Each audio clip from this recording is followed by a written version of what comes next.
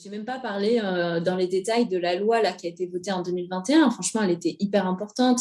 En termes de responsabilité, il y a un truc qui va être primordial, en tout cas pour nous. Dès qu'il va y avoir une infraction, notamment, mais pas que, hein, aussi pour les accidents, c'est l'accès aux données enregistrées. Ben oui. Et c'est en fait un enjeu, mais de dingue. Donc, voilà. Ben voilà.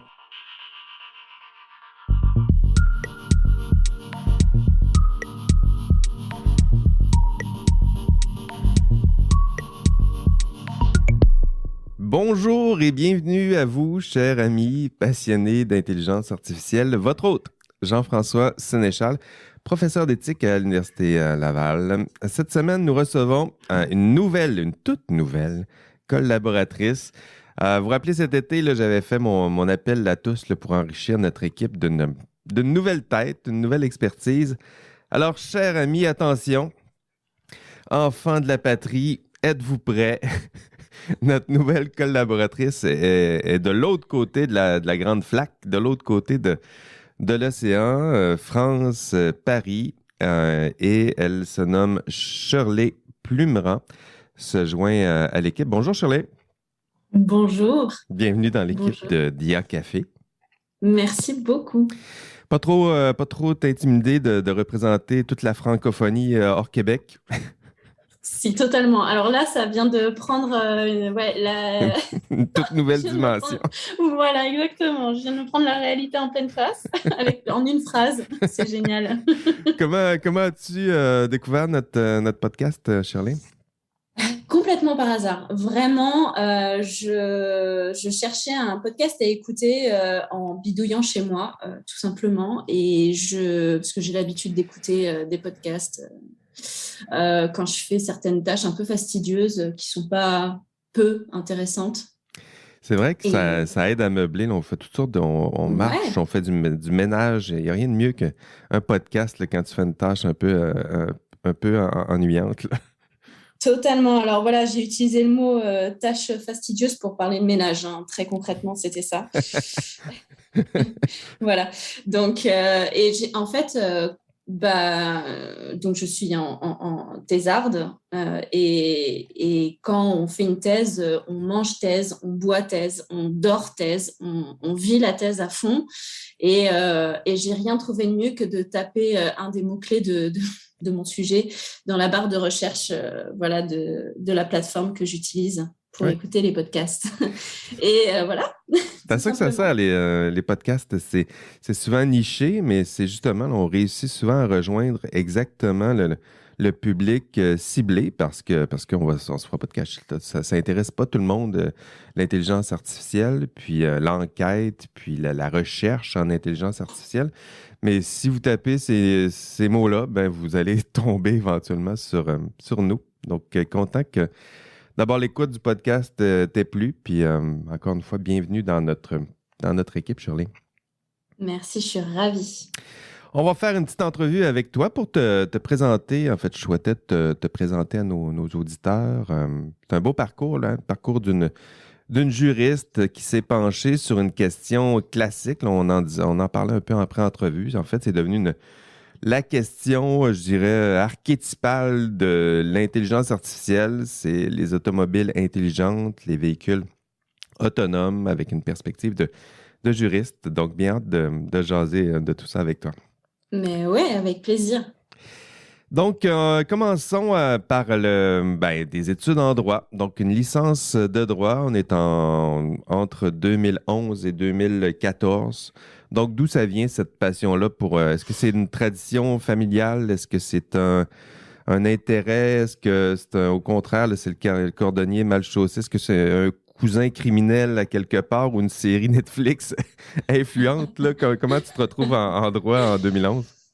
Alors là, c'était pas par hasard cette fois-ci, hein, mais c'est ni une vocation, comment dire. Oui, non, c'était pas du tout une tradition familiale, c'était pas du tout un cousin éloigné criminel non plus. Pas du tout. Ça remonte en fait, ça remonte à loin. J'étais assez jeune en fait, et j'ai vu une émission à la télé sur la magistrature. Voilà. Voilà, les juges, et je trouve leur fonction dans notre société absolument incroyable. Et voilà, vraiment, j'ai été complètement fascinée, et depuis, ça m'est resté. Alors, j'avais pas d'idée hyper précise de ce que je voulais faire, et d'ailleurs, on m'a jamais embêté parce que à l'école, au collège, lycée, etc., on a quand même cette question assez récurrente qui revient à chaque fois, c'est qu'est-ce que tu veux faire plus tard Mais oui. Alors voilà, qu'on le avec sait jamais, là, on veut juste étudier, puis on verra. totalement. Totalement. Et en fait, j'ai eu la chance, vraiment, moi je disais à chaque fois, je veux faire du droit. Et franchement, globalement, on me laissait tranquille. À partir du moment où je disais ça, c'était suffisant. Donc, Ça rassure tout tant le mieux. monde, là. Ouais, voilà, je sais pas, ça doit être une branche rassurante, effectivement. Et on m'a laissé tranquille, et ça tombait bien parce que j'avais pas, vraiment la magistrature, je trouvais ça magnifique, fascinant. Enfin voilà, j'aurais plein de synonymes à utiliser pour définir ce métier. Mais voilà, j'avais pas non plus d'idée très précise. Donc voilà, je suis arrivée en droit sans a priori ou sans idée fixe. Et j'ai fait une licence de droit public. C'est vrai. Personnellement, ouais, je me suis découvert une passion pour le droit administratif. Le Alors, en Master 1, général, c'est ça, là, la licence? non, c'est en licence, c'est dès Ah, la licence, c'est les 3 premières années je suis pas familier avec le de. système d'éducation français, là. Ça se peut que je me Ok, mélange. ouais, et c'est vrai que j'y avais pas pensé, il y a peut-être des différences. Effectivement, donc les 3 premières années, c'est la licence. Ensuite, Master 1 et Master 2. Donc voilà, ça donne un petit bac plus 5 à la fin. Et Donc, ça a commencé ensuite, à te passionner quand? Là, tu nous dis, ben, ça m'intéresse, je le mentionne, puis mes parents sourient, donc c'est peut-être bon signe. Puis, ouais, donc, en droit, je fais une licence en droit. Euh, ouais, une licence en droit puis la public. décision de master, ça vient comment? Comment on dit, ben là, c'est pas juste intéressant, ça me passionne, je veux y aller, je veux continuer. Franchement, en droit, il y a des métiers du droit accessibles dès la licence, mais finalement assez peu. Enfin, disons que Ah, la question du bac plus 5 se pose assez peu. ah, Finalement, on va c'est naturel. très naturellement jusqu'au bac plus 5. Donc voilà, moi j'ai poursuivi, j'avais en tête de faire du droit, et très naturellement de faire donc un bac plus 5. J'ai eu la chance aussi d'avoir des parents qui me l'ont permis, qui financièrement, etc. Donc voilà, merci à eux. Euh, On les salue, on les c'est salue, pas. ouais. Donc, Ils après, sont pas derrière ils sont en pas fan derrière. club, mais ils vont écouter. Évidemment, évidemment. Donc ensuite, Master 1, Master 2, d'abord droit public des affaires et ensuite droit du numérique. Pourquoi les affaires? Pourquoi le numérique? Ouais, alors moi, ce qui vraiment m'intéressait énormément, c'était les relations entre l'administration et puis le secteur économique au sens large. Donc voilà. En Master 1, on avait une matière droit du numérique. Alors c'était une matière imposée, c'est pas moi qui l'ai choisie, mais merci à l'université de m'avoir fait découvrir cette matière. Je sais pas si j'y aurais pensé de moi-même en fait à ce moment-là de mes études. Et franchement, révélation. Parce que quand on se rend compte à quel point les nouvelles technologies, en fait, font partie de notre quotidien, ont une place si importante dans nos vies, privées, personnelles, comme professionnelles, enfin voilà. Je pense que maintenant, les nouvelles technologies, elles sont vraiment omniprésentes. Et voilà. Et donc, il y a tout un droit qui est en construction, encore à construire, et qui doit s'adapter assez rapidement à ces évolutions technologiques. Et ça, c'était génial pour un étudiant en droit, je trouvais. Ben oui, super beau sujet, puis on voit qu'on se rapproche tranquillement de l'intelligence artificielle. Donc, droit du numérique, est-ce que c'est une formation qui est difficile, une formation en droit comme ça? Comment l'as-tu perçue? Comme une discipline très mouvante. Franchement, voilà, il n'y a pas d'autre mot. C'est un droit qui évolue au gré des évolutions technologiques, donc voilà, très rapidement. Puis étudier dans ce domaine-là, est-ce que c'est exigeant? Bien sûr, Ouais, bien sûr. Après, comme n'importe quelle discipline, enfin branche du droit, hein, franchement, je ne connais pas de discipline où c'est un petit peu cool, quoi. C'est vrai. Bon, je peux t'en nommer quelques disciplines ici où c'est un peu plus relax, je dirais, comme formation. Qu'est-ce que cette formation-là t'a appris sur le droit? Je peux en convenir, mais sur toi, qu'est-ce que tu apprends sur toi au cours de ces années-là? Qu'est-ce que tu découvres sur Hum, tes passions, tes intérêts, ta façon d'être? Tu sais, au début, on disait, bon, on ne sait pas trop où on s'en va. Est-ce que c'est à ce hum. moment-là que tu prends des orientations, que tu comprends un peu où tu souhaites aller? Ouais, bien sûr. Alors moi, voilà, je suis rentrée, comme je disais tout à l'heure, hein, dans mes études sans idée très précise. Et finalement, c'était très bien comme ça.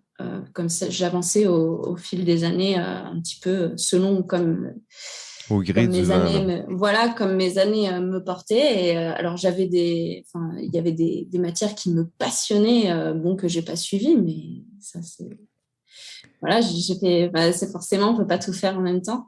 Mais après, ce que ça m'a appris, bah, au fur et à mesure quand même de mes études de droit, je me suis aperçue, parce que j'avais quand même dans un petit coin de la tête, la magistrature, on intervient quand même en aval. Une fois Oui, que un événement s'est produit, on vient réparer une situation, enfin voilà, il y a différents cas de figure. oui. Euh, c'est passionnant, mais au fil de mes études, je me suis rendu compte que moi, je préférais plutôt agir en amont. Ah oui. Ouais, Pas attendre le que plus ça en se amont retrouve devant possible. un Ouais. juge, puis à la toute fin du processus, mais pour éviter, au lieu Mm, d'aller juger sur la justice, décider qu'est-ce qui est juste, qu'est-ce qui est... mm. Le décider en amont, donc influencer sur le sens de la justice. Ouais, c'était vraiment ça s'est profilé au fur et à mesure hein, de mes études et puis ça s'est confirmé avec ma thèse, donc je suis très heureuse de ce choix. Et même si enfin, c'est tout ce qui est justice a posteriori, c'est très important aussi, hein, c'est heureusement que c'est là, mais ouais, d'agir en amont. Intéressant. Donc, évidemment, on voit que la carrière de juriste est en train de se dessiner. Je voyais sur ton CV, parce que j'ai regardé ton CV aussi, il y avait aussi un passage à l'Institut de recherche technologique Système X et on mentionne juriste cybersécurité des transports intelligents. Donc, on voit là, qu'il y a une ligne ici là, qui semble être influente, là. Qu'est-ce que tu y faisais? Qu'est-ce que c'était ce passage-là? Ouais, alors déjà, je suis rentrée dans ce centre de recherche technologique en tant que stagiaire, donc en Master 2 droit du numérique. Donc, on avait une possibilité soit de faire une alternance, soit un stage. Alors, bon, moi, j'ai choisi l'option stage de 6 mois et, et j'y suis rentrée. Alors là, j'étais dans un autre projet que celui où après j'ai été intégrée sur la cybersécurité des transports intelligents. C'était sur de la cybersécurité euh, au sens large du terme, voilà, pour mon stage. Et on avait également un mémoire de recherche à rendre. Et on m'a proposé, en fait, pour ce stage, de m'intéresser aux voitures autonomes. Et voilà, il y a un Et chemin, hein. voilà. Il y a un chemin Voilà, tout donc tracé, on y arrive tranquillement, là. totalement, totalement. Donc voilà, c'était une proposition qu'on m'a faite voilà, dans ce cadre-là, dans le cadre de ce stage. Et bah, merci à eux, là encore. On les salue aussi. Et voilà. Et donc, ça a été mon sujet de mémoire, la mise en place d'une politique publique pour les voitures autonomes. Ah oui. Voilà, donc là, je liais vraiment à la fois droit public et droit du numérique. Donc, c'était génial. C'était la conclusion parfaite de mes 5 années de droit. Puis c'est là, j'imagine que se fait la transition vers l'intelligence artificielle. C'est là que ça démarre, sans faire de mauvais jeu de mots, là. Ouais, totalement, ouais. Après, même si c'est un terme quand même, je trouve qu'il est apparu assez récemment finalement, parce que moi d'ailleurs, quand j'étais encore chez Systemix, à la fois en stage et puis ensuite en tant que jeune juriste diplômée, on utilisait d'autres termes en fait pour désigner ce que plus tard on a appelé systèmes d'intelligence artificielle, on parlait de robots, on avait différents termes, machines, robots, logiciels, enfin voilà, le robot était quand même très prédominant. Ah oui? Ouais. Et l'intelligence artificielle, c'est arrivé quand même très très tard. Hein. Je sais pas au Québec, vous, si vous avez eu un peu la même tendance, mais nous, assez tard. Aucune idée, là, est-ce que tu parles de l'arrivée du terme intelligence artificielle ou de l'association entre intelligence artificielle et automobile autonome? Oui, l'association, parce que le terme existe depuis longtemps, mais il était cantonné vraiment aux ingénieurs et pour des applications très spécifiques. Ce serait intéressant de voir. Il Et... y a dû se passer quelque chose. C'est peut-être. Moi, je pense que les expériences du MIT là, avec les fameux dilemmes là, où on essaie de choisir à gauche, à droite, qu'est-ce qu'on choisit, je pense qu'ils ont bien encapsulé la question éthique là, qui se cache derrière ces automobiles intelligentes. Tout à coup, ça prenait forme, ça devenait, encore une fois, un archétype intéressant là, pour faire le lien entre l'intelligence artificielle, la machine, l'éthique qui se cache derrière ça, puis éventuellement les enjeux de droit, là, ça viendra aussi se greffer à tout ça. Je ne sais pas, c'est une hypothèse, mais je ne sais pas exactement ce qui s'est passé dans le zeitgeist, là, dans l'esprit du temps, là, pour que tout à coup, ça se lie ensemble. Totalement. En tout cas, ce qui est sûr, c'est que cette expérience-là du MIT, ils ont popularisé énormément ce sujet-là. Bon, parfois un petit peu les gens résument ça. Alors, qui va être écrasé, la grand-mère ou le petit enfant avec ma voiture autonome? Bon. C'est plus compliqué que ça. Légèrement, mais légèrement. D'autant que, bon, a priori, on va essayer quand même Enfin, je dis on, les ingénieurs vont essayer plutôt d'anticiper et de ne pas écraser quelqu'un plutôt Écraser que personne. d'avoir à choisir. Ouais, Ça paraît bête, mais il faut le rappeler quand même. ouais, c'est la belle question, là, à deux variables. Là. Des fois, c'est pas oui ou non, c'est juste aucune de ces réponses. Là. Puis dans ce cas-là, je pense que ça se pose bien. Qui on doit frapper? Ben, personne, idéalement. Puis arrangez-vous pour qu'on on frappe ni l'enfant, ni la vieille personne. On continue vers ton doctorat. Donc, 2017, doctorat à l'Université Jean Moulin, Lyon 3, en droit des nouvelles technologies. Ouais. Donc, on parle je regardais le titre, je ne sais pas si c'est le titre de ta thèse, les enjeux juridiques et éthiques du véhicule à délégation de conduite. C'est bien ça le titre? Tout à fait, ouais, tout à fait. Intéressant. Là, on parle de délégation de conduite. Là, je pense que c'est une belle façon de nommer les choses. Là. Nous, on parlait plutôt du transfert dans notre épisode, on parlait du transfert de la responsabilité, là, l'idée qu'on confie finalement la conduite à une autre partie prenante. Là. Donc, on confie la conduite à... Bon, là, il y en a plusieurs. Là, une intelligence artificielle soit, mais des fois à un constructeur automobile, à un groupe d'ingénieurs, justement, du MIT qui travaillent sur les algorithmes. Donc, on leur confie, on délègue leur conduite. Et là, on est vraiment au cœur, je dirais, de nos préoccupations de notre enquête sur les enjeux éthiques et sociaux de l'intelligence artificielle. C'est quoi cette thèse? C'est quoi cette thèse, Shirley? Décris-moi ça en 2 minutes max. Là. Je sais que j'ai fait le même exercice. J'ai fait le même exercice avec Claude et Sylvain, nos deux nouveaux collaborateurs. Là, puis ça s'enthousiasme. Puis en 2 minutes max. Là, En 2 minutes. Vas-y, résume-nous ça. Là. C'est quoi, là, comme si tu résumais ça à un souper de famille. Là. Ouais, je pense que je peux même réussir en moins de 2 minutes. Donc, c'est un sujet, défi. voilà.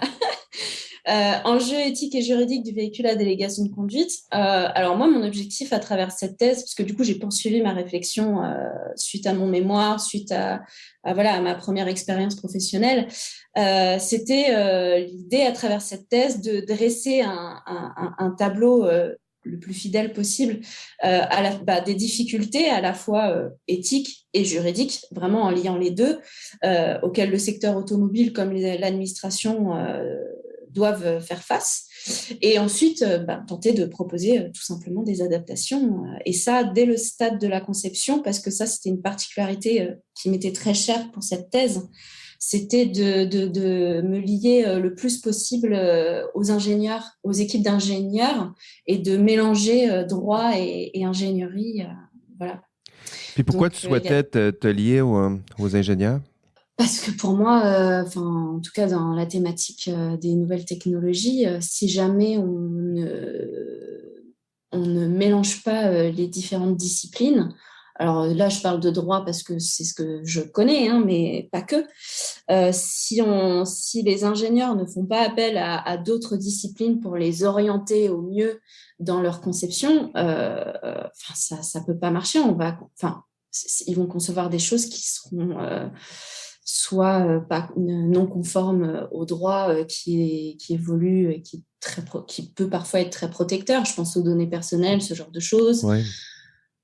Si jamais le plus en amont possible de la conception, ils ne sont pas un minimum au courant de ce qui se passe, Ils ça peuvent va pas, juste quoi. travailler sur des projets qui finalement se mèneront à rien. Puis je pense que c'est intéressant aussi pour les juristes, on le voit dans ce sens-là, là, avoir le droit qui guide les ingénieurs, mais on peut le voir Mm. aussi dans le sens contraire. Les ingénieurs qui guident le droit aussi, c'est-à-dire que c'est important que les penseurs, ceux et celles qui réfléchissent à ces questions-là, réfléchissent à des questions Mm. existantes, réelles, concrètes. Là. Les ingénieurs savent ce qui se passe, puis savent que des fois, bon, oui, ça peut être intéressant, nos réflexions là, sur la singularité, mais Mm. on est encore assez loin de tout ça. Là. Mm. Ça reste intellectuellement stimulant, mais pour le juriste ou pour l'éthicien qui essaye de se pencher sur ce qu'il y a de plus criant, pertinent, ben, des fois, de jaser avec Mm. ceux et celles qui développent les technologies, ça peut être un ajout très enrichissant de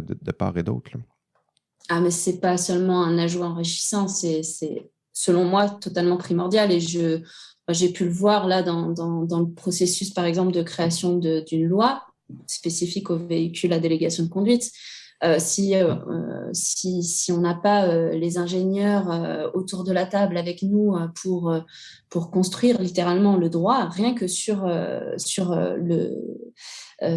faire produire une définition de droit Ah qui oui? soit la plus en adéquation possible avec la réalité technique, ben, ça ne fonctionne pas, quoi. Mm. Tout simplement. Donc, s'ils sont pas, c'est un apport mutuel, en fait. Hein, Oui, c'est tout simplement. tout à fait. C'est vraiment un rapport mutuel. Je pense que c'est comme ça qu'il faut le concevoir. J'imagine, Charlie, que tu as écouté nos épisodes sur l'automobile, les automobiles autonomes. En fait, on avait fait 2 épisodes. Épisode 13, épisode 14, entre autres, on avait reçu Daniel Gardner sur Mm. le no fault, donc un concept que nous avons exploré au Québec. En tout cas, c'est notre système de droit qui s'appuie là-dessus. L'idée, je le rappelle à nos auditeurs, c'est qu'au Québec, le no fault, c'est l'idée que je dirais que l'imputabilité importe peu, importe pas vraiment. Donc, sans égard à qui est la faute, je pense que c'est ça que ça veut dire, no Mm. fault. Là. Mm. On ne tient pas compte de la responsabilité de la victime. La victime n'est pas imputable. Elle sera indemnisée, coûte que coûte. Tu as eu un accident, peu importe si c'est parce que tu ne sais pas conduire que tu as eu un accident, c'est pas grave. Tu vas recevoir les indemnités. En France, est-ce qu'il y a j'imagine qu'il y a des nuances à faire, des distinctions à faire. Est-ce que lorsqu'on conduit un véhicule automobile, est-ce que le no-fault s'applique ou c'est différent?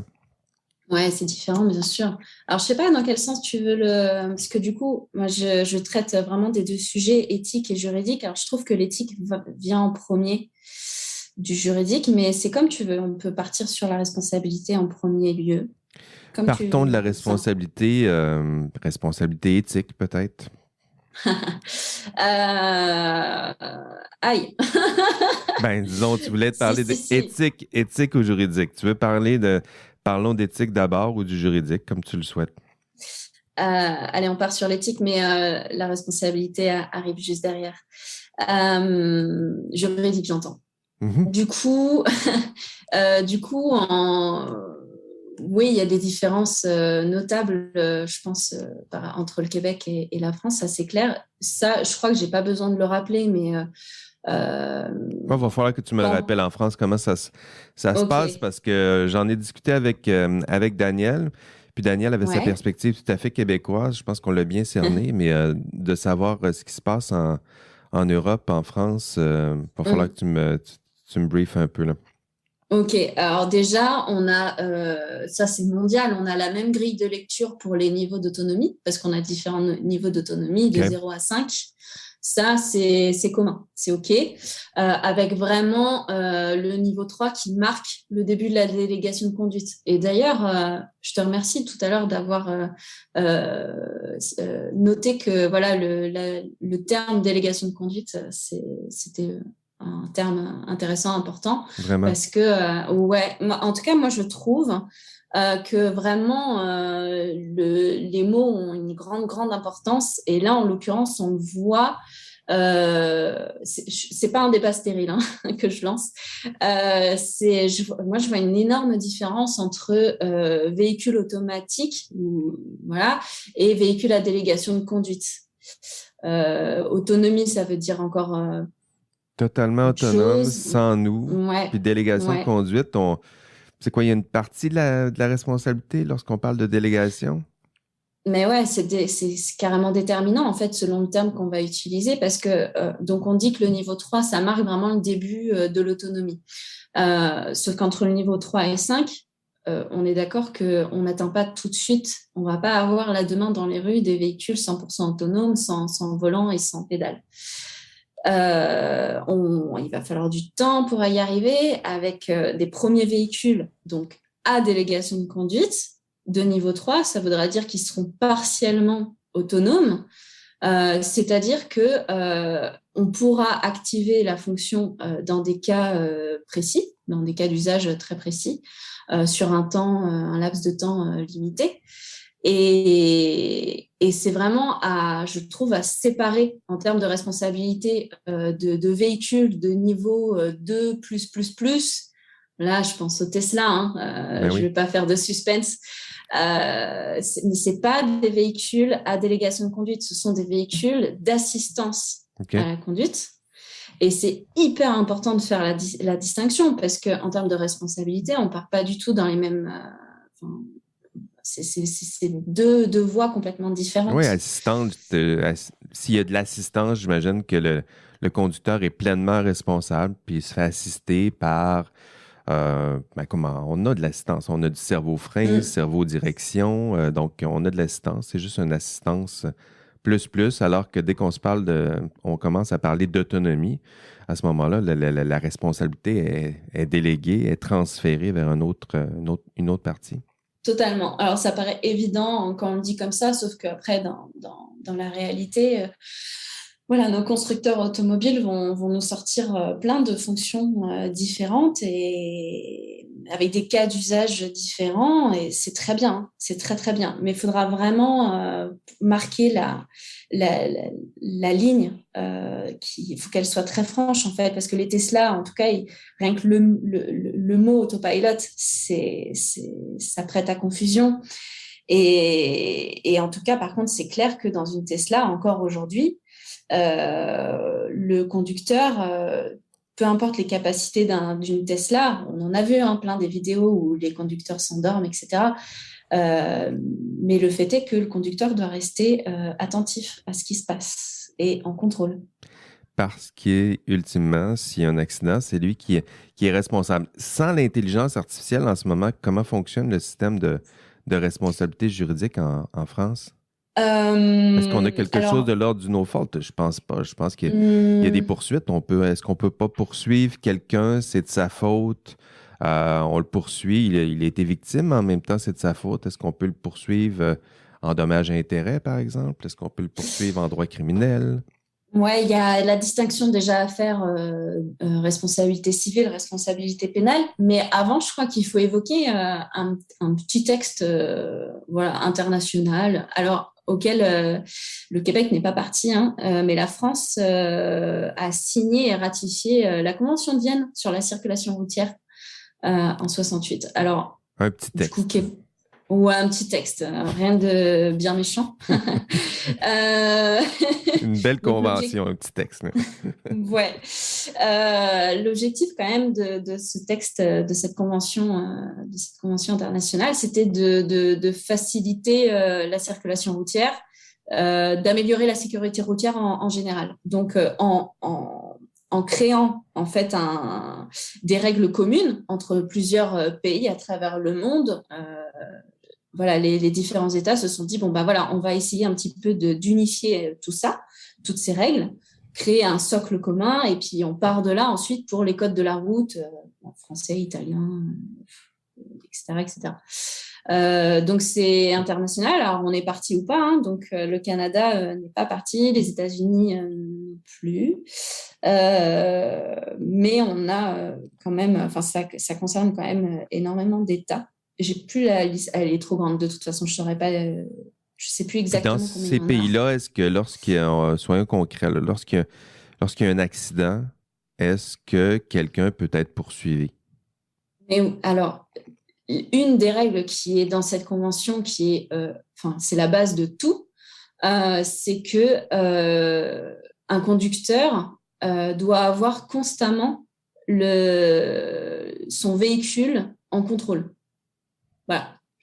Donc à partir de là, en termes de responsabilité, de poursuite et de tout ce que tu veux, hein, c'est aussi bien civil que pénal. Déjà, on a dit beaucoup de choses. À partir du moment où tu poses l'obligation pour un conducteur d'être constamment en contrôle de son véhicule, forcément, il va être fautif s'il commet une infraction. De là découlent en fait toutes les règles de responsabilité. Mais c'est intéressant la notion de contrôle qu'elle soit aussi prégnante parce qu'éventuellement, c'est justement l'automatisation, c'est justement lui le priver progressivement d'une partie de son contrôle.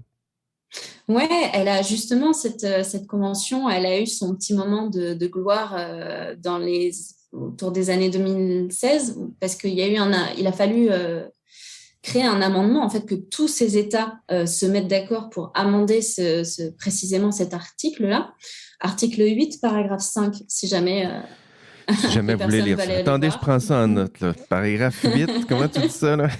Article 8, paragraphe 5. J'y vais. Là. Tout conducteur doit constamment avoir le contrôle de son véhicule ou pouvoir guider ses animaux. Puis voilà exactement ce que dit le... Puis là, on l'a changé? On l'a pas changé. On a ajouté une partie justement pour les systèmes de conduite automatisés. Ah. Donc voilà, c'était... Ça dit quoi, la nouvelle partie? Tout simplement, elle autorise ces systèmes de conduite automatisés. Donc, quand je dis système de conduite automatisé, en fait, ça rejoint, ça inclut les assistances à la conduite et la délégation de conduite. Donc, c'est tout ce qui peut avoir une incidence sur la conduite. Elle est autorisée, mais sous condition. Déjà, il faut qu'elle soit, faut que ce système il soit conforme au règlement des Nations Unies, donc voilà, et qu'il puisse être désactivé par le conducteur. Très bien. Voilà, pour respecter l'obligation de contrôle du véhicule. Pour respecter l'obligation de contrôle. Donc ça, c'est central, cette obligation de contrôle. Il doit avoir le contrôle. S'il la délègue, est-ce qu'il délègue le contrôle aussi? C'est là où j'ai de la difficulté sur les...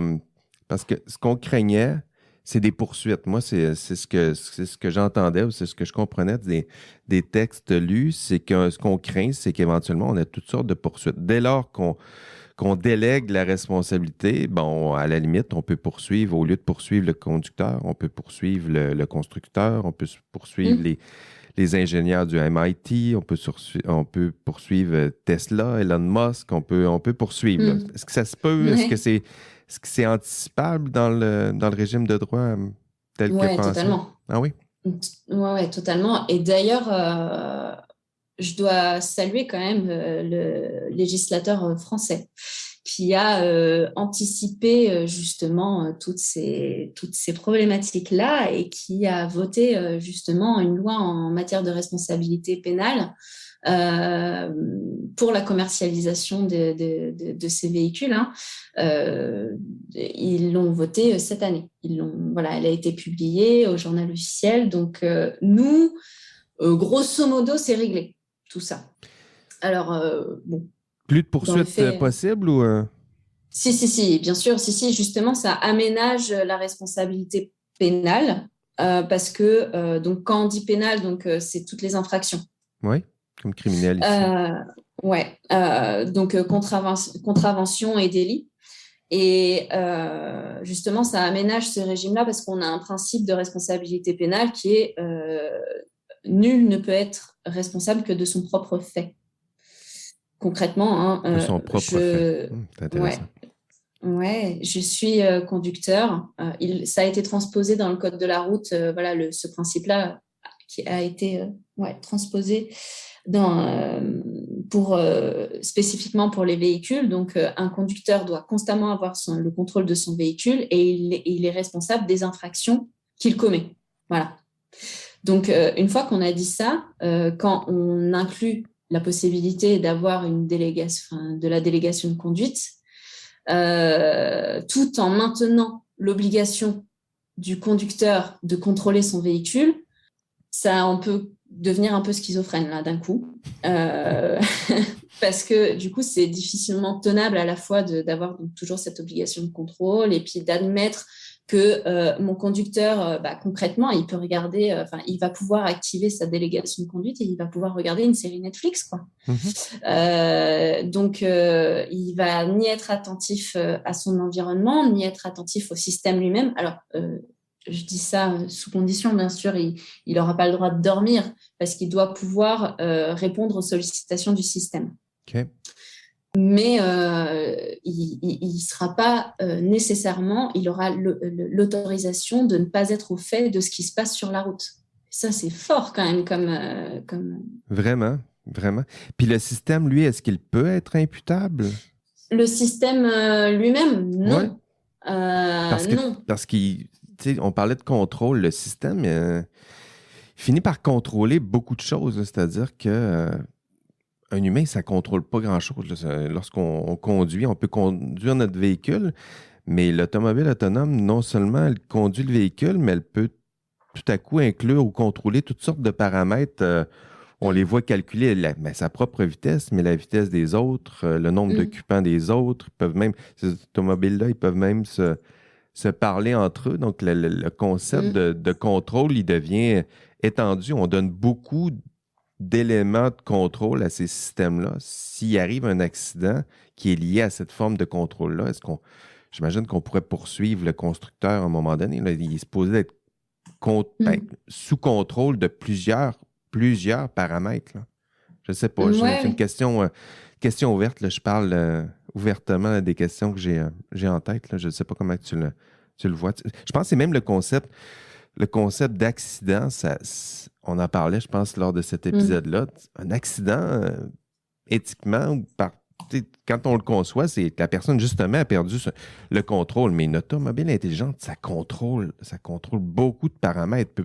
Peut-on parler d'un accident quand on contrôle aussi bien les différents paramètres? Je ne sais pas comment le droit pourrait ou va réagir. Je ne sais pas. Quel genre de questions ça peut stimuler pour une juriste ou comment le droit va faire? Quel genre de questions ça soulève pour un juriste, ce genre d'enjeu-là? La question d'accident, de contrôle, qui va être responsable? Non, pas qui va être responsable, mais est-ce que le système peut lui aussi être responsable d'une partie de l'accident? Voilà, je l'ai formulé, ça a été long, mais j'ai formulé la question. Alors, il y a plein de questions, mais on va reprendre point par point. Déjà, sur la notion d'accident, je pense que vraiment, cette notion, elle a encore un très beau jour devant elle. Oui, hein? Ouais.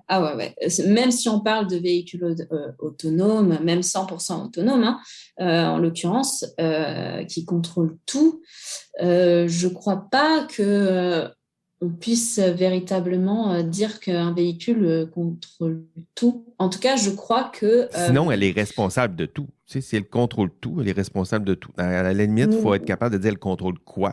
Oui, alors déjà, petit 1, si on compare un système de délégation de conduite avec un humain, un conducteur humain, déjà, petite chose. Un conducteur humain, alors certes, il n'est pas capable d'évaluer la vitesse précise de la personne qu'il a en face de lui. Il n'est pas capable de connaître le poids du véhicule, cela.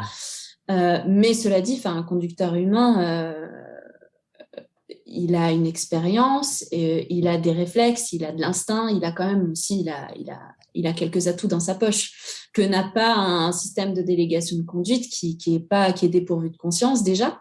Je crois que c'est important de le rappeler parce qu'on parle d'intelligence artificielle. Alors, on ne va pas rentrer dans un débat de qu'est-ce que l'intelligence et est-ce qu'on peut parler d'intelligence pour les systèmes d'IA. Donc, Non. voilà, c'est une question incroyable, mais qui n'est toujours pas réglée. On ne va pas la régler aujourd'hui. Mais peu importe comment on la nomme, on voit que ces systèmes-là vont contrôler vraiment plusieurs paramètres. Puis tu as bien fait de le mentionner, le poids de l'auto. Donc, il y a vraiment des nuances à faire. Pour parler d'un accident, un humain, des accidents, ça arrive tout le temps parce qu'on n'est pas bon, on est faillible. Alors que le système, on lui demande d'être infaillible, de contrôler tout. Oui. Donc, lui demandant d'être infaillible, de contrôler tout, bien, la responsabilité s'en trouve accrue, responsable quasiment de tout. Ouais, qui va peser du coup non pas sur le système de délégation de conduite directement, mais sur en fait le constructeur, parce que qui est derrière le système, c'est le constructeur Oui. Automobile. Et effectivement, donc, il pourrait avoir des poursuites vers éventuellement vers des constructeurs en disant ben, votre système est supposé de contrôler tout, et il est responsable de tout, et il est responsable entre autres de cet accident. Puis, cher Elon, comment vas-tu? Voici une poursuite en dommages et intérêts. Puis... Oui, il va y avoir effectivement...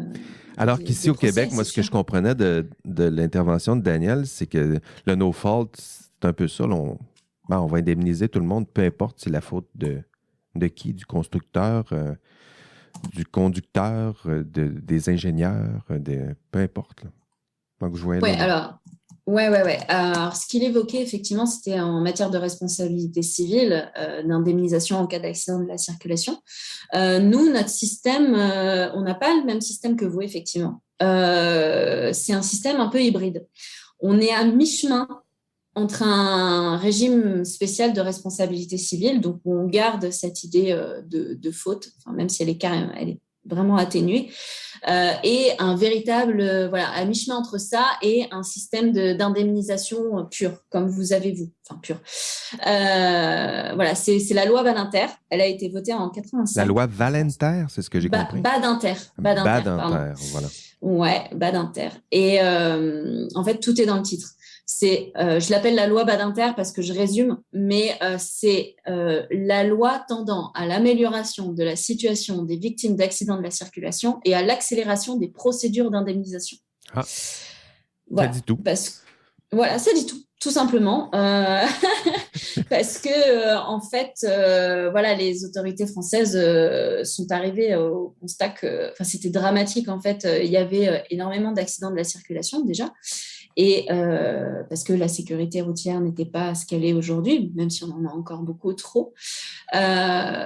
Donc, beaucoup d'accidents de la circulation, des accidents dramatiques et une situation qui était un peu, même carrément inégale entre les victimes d'accidents de la route.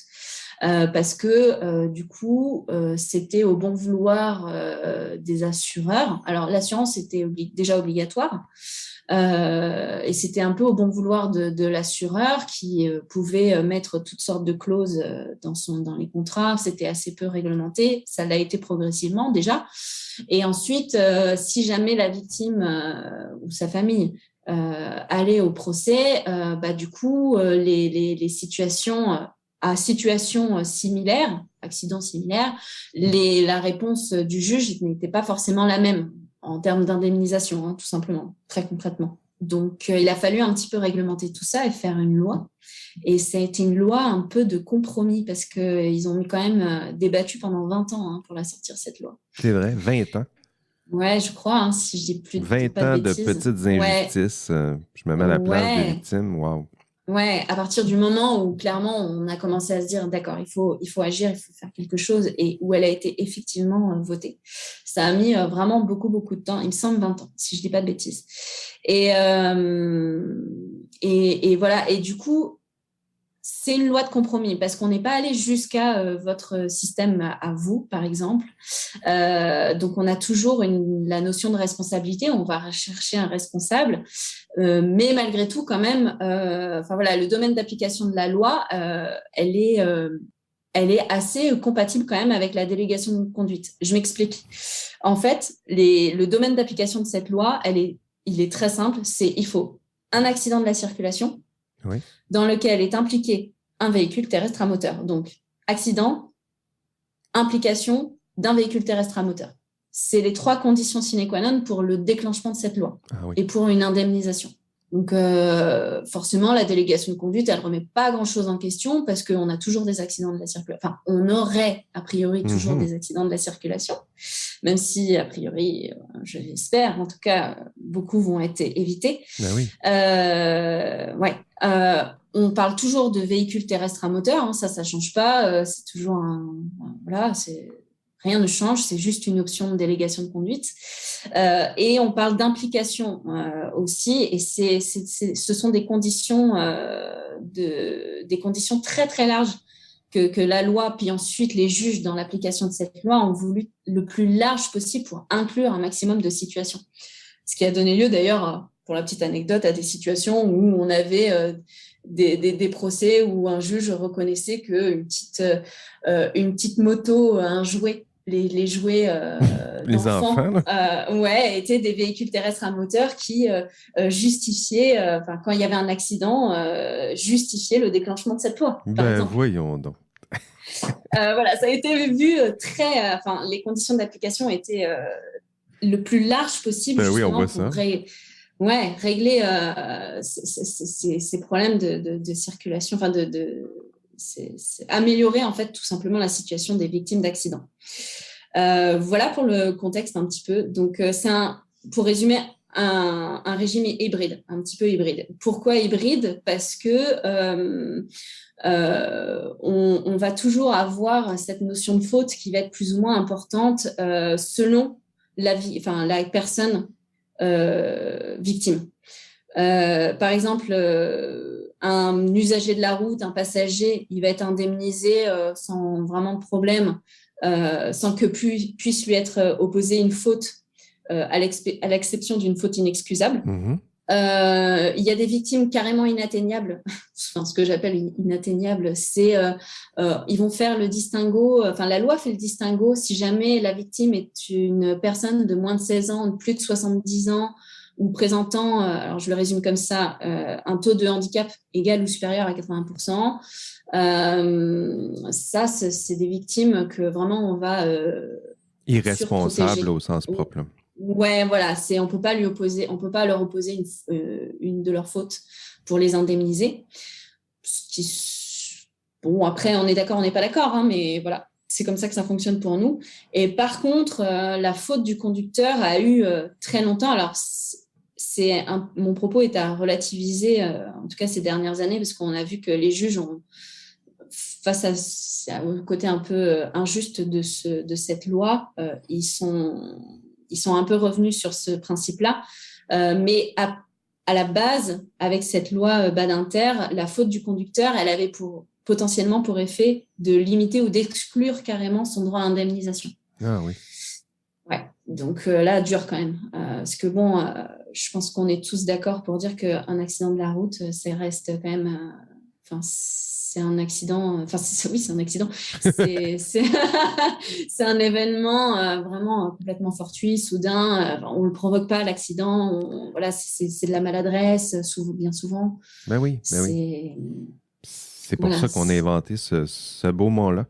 Ce beau mot-là, c'est un accident. Non seulement tu n'es pas imputable, mais tu peux bien dormir ce soir parce que ça arrive. Ça arrive, on ne contrôle pas tout. Puis, écoute, je t'écoute parler. J'adore ça. J'ai pas entendu ce genre de réflexion-là. J'en ai écouté des podcasts sur l'intelligence artificielle. Puis dès qu'on parle d'intelligence artificielle, en tout cas, quand ça se met à parler, c'est rare qu'on se rend aussi geek que ça, là, je dirais, où on parle des enjeux éthiques juridiques. C'est précis, mais c'est là où le fun pogne. C'est là où j'aime ça. Là, c'est dans ces nuances-là, lorsque ça se complexifie, où on a toutes les nuances nécessaires pour comprendre, pour saisir la richesse, la complexité de tout ça. Merci Shirley. J'ai bien aimé cette discussion. Comment vois-tu ta contribution au podcast? Qu'est-ce que tu veux faire là? Quel genre de contribution? Comment tu vois ton rôle? Comment je vois mon rôle? C'est une très très bonne question qui était qui est surprise. Non, mais je sais pas, est-ce que tu veux être la juriste de service là, qui pose les questions juridiques, ou au contraire, comment tu nous as contactés, tu voulais participer au podcast. Ouais, Pourquoi veux-tu ouais. participer à notre podcast? Alors, ça s'est fait quand même de fil en aiguille, effectivement, ouais. Mais je pense que le rôle de juriste attitré peut être largement partagé entre Eve et moi, en tout cas, et puis Voilà. d'autres aussi qui s'ajoutent potentiellement. En tout cas, je pense que ça peut être assez fun de s'amuser à faire un petit peu de droit comparé régulièrement avec Eve. Moi, Ça, je ça le peut vois être, tout de suite, là, en tout cas, dans cette ouais, conversation-là, vraiment intéressant. Tout à coup, on sort de notre système. Moi, c'est un système que je connais mal, évidemment, là, ouais, mais c'est très enrichissant de voir, tiens, pour les mêmes questions, les questions de droit sont ouais. complètement différentes. En fait, il y a des liens, les notions sont les mêmes, mais comment on l'interprète? Vraiment intéressant Ouais, de voir les nuances, là. ouais, d'ailleurs, c'est affreusement frustrant pour moi là parce que je pourrais en parler certainement des heures, hein. Il y a plein de choses que enfin, j'ai même pas fait d'introduction dans ces questions-là. Mais bon, bref, c'est terrible, terrible, terrible. Il y aura tellement à dire aussi sur l'éthique.